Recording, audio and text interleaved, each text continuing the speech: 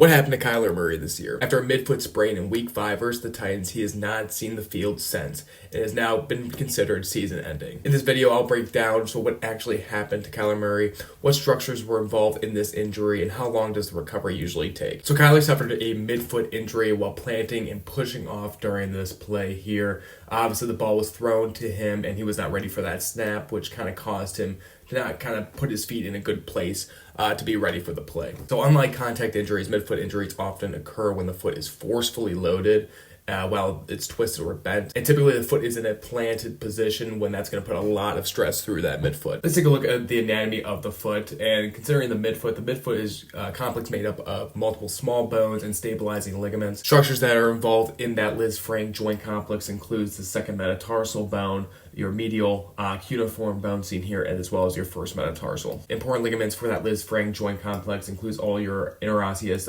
ligaments seen here, as well as your Lisfranc ligaments seen in green right here. With Lisfranc injuries, this leads to these ligaments tearing that help support these first and second metatarsal.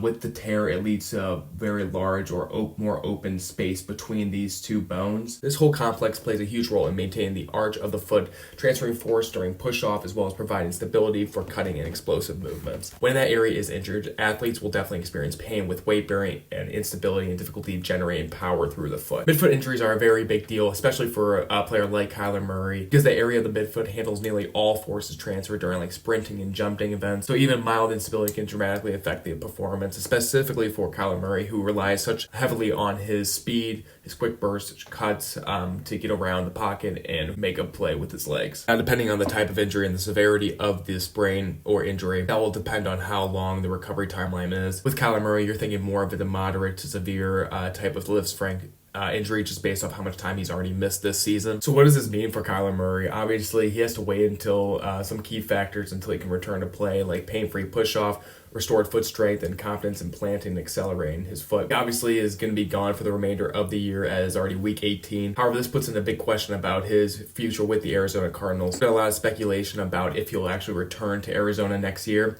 or if potentially another team might give him a shot. Hope you guys found this video informative. Hope you learned a little bit about what happened with Kyler Murray this year during the 25-26 NFL season. Let me know if you have any questions down below, and thank you so much for watching.